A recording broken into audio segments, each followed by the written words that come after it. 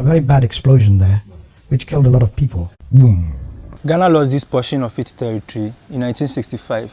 This was actually a good thing, and I'll tell you why. So it's 1957, just after our independence. Ghana just became a member of this new organization called the UN. It also just started practicing this thing called self-governance. Ghana was young and ready to start growing its economy and start developing. It was already the biggest producer of cocoa and a major producer of gold. It also had bauxite, the world's primary source of aluminium, in large reserves, which is used in nearly everything from planes to phones. Then, Dr. Kwame Nkrumah knew if Ghana could develop its aluminium production capabilities, it would jumpstart the young nation's growth. Bauxite production relies on large volume of power for its conversion into aluminium. And to make local production of bauxite cost-effective, abundant supply of cheap electricity was key. But Ghana barely has any electricity to keep the lights on most of the time, let alone talk about powering aluminium smelters. So, electricity became Nkrumah's newest obsession. In order to prepare his people to work in factories for this potential economic boom, they would also need electricity. And of course, Amia Kosombo was his passion. You see, his background was having lived in the United States for a number of years, apart from studying there. He had the exposure, and he had visited some of these sites in the US, and he knew what it was all about. This is why when he came back, he had this passion. But obviously, if you didn't have cheap electricity to distribute, to industries and so on, you couldn't grow the country. And Ghana just happens to have this river. Ghanaians call it the River Volta.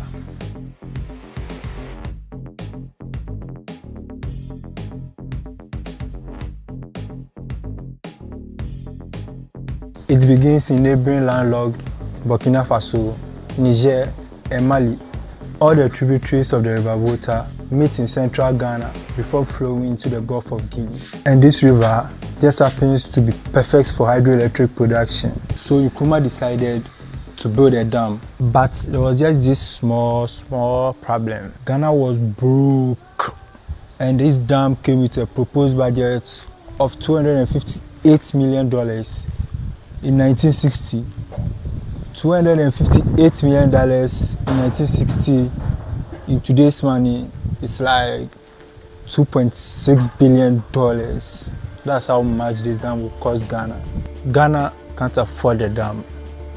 Hope was lost, but Ghana's president then, remember, Kwame Nkrumah, he has this trick up his sleeve, this last one, that he hoped may work, maybe not. So in 1958, just a year after Ghana's independence, Nkrumah went to the US to see Eisenhower, the president of the United States. He discussed the importance of the project with Eisenhower and other US officials.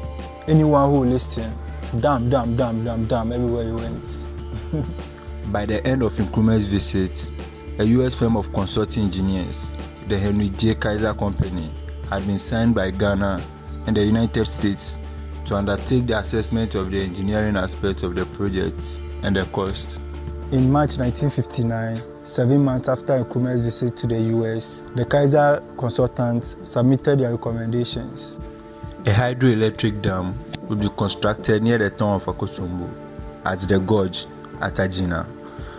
The geography around the town made it the ideal location for the dam.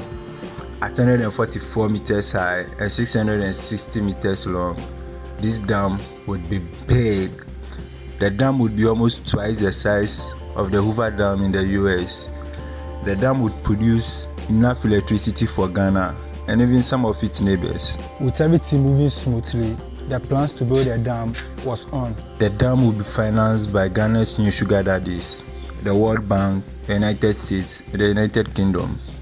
The ambitious project has been called the largest single investment in the economic development plans of Ghana. To win the support of the Ghanaian people, a special mobile exhibition tour was mounted for 2 years. To win the the support of the Gold Coast people and the international communities on the Volta River project, a special mobile exhibition was mounted for a period of 2 years. I think most people couldn't figure out what the whole thing was all about, except that they were going to get electricity. But none of them, I think, could picture, including myself. I hadn't seen a rock-filled dam that size before in my life. In 1951, the Volta River Project exhibition was brought to our school in Oda, and I was there. I went round, and it generated interest in me, even though I didn't understand what it was about. To show people how important this dam is, they went to towns, villages, schools.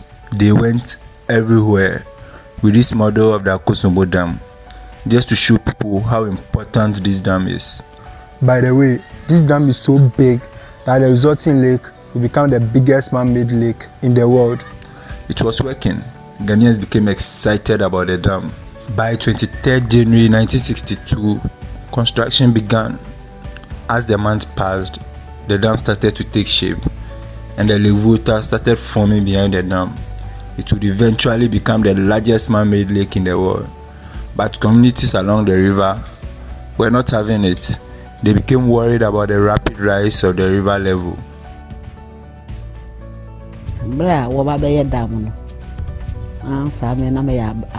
I was a child then when the construction started. My uncle was Nana Kwafo Akoto II. I understood everything that was going on. After consulting him, he gave them the land for the construction. He spoke to the people about how it's going to bring work and prosperity to the area. I remember very well at that time they used a canoe to cross the river to Agina to have dialogue with them about the impending flooding of the lands at Agina Apaso. Entire communities will be flooded in days, forever under the new giant man-made lake. Unfortunately, due to the rise of the water level, 740 villages will all be flooded along with their livelihoods. With the help of the government, they were moved to new communities. In the end, about 80,000 people displaced. It eventually flooded 3.6% of Ghana's land. The river that once gave them life now threatened their existence. Their fates were sealed. They had to move. And, how they were going to survive, farms. Because we were farmers, the VRA acquired land around the village, farmlands across around the village, so that they can continue with their means of livelihood as before. We went through laborious problem, identified what land would be suitable. We got soil scientists and agriculturists to identify these places for us. It was quite complicated, right up to the day that we actually physically had to move these people, you see. So there were always bound to be differences, based on our, our system in Ghana and our culture in Ghana. And the exhibition team worked. Most Ghanaians were pretty hyped about it. They loved electricity. The electricity they will soon have at their disposal was worth it. Construction of the bauxite processing factory also started at Tema. Construction continued at a rapid pace. On 15 February 1965, it was not just another work day at the dam site.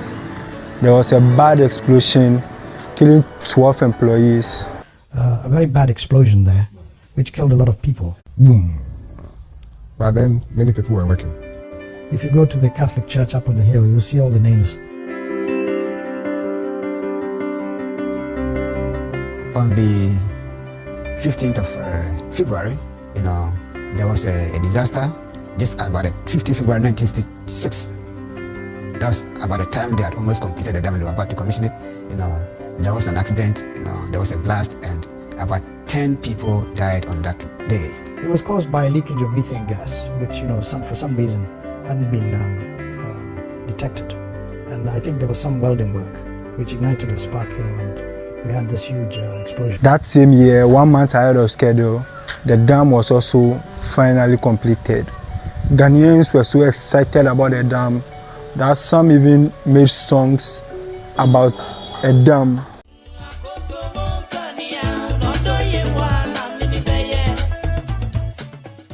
But Ghana had the right to only 20% of the power generated, whilst 80% would be allocated to the smelter at Tema, which at the time was an American-owned company. Not fair. And this company is Valco. Valco would eventually be bought by the Ghanaian government and gradually run into the ground. So their 80% share of the power eventually became available for the Ghanaian people to use. I mean, this shows how effective the Ghanaian politicians are. Since then, the dam has provided Ghana with its domestic energy demands and even enough to sell to Togo and Benin.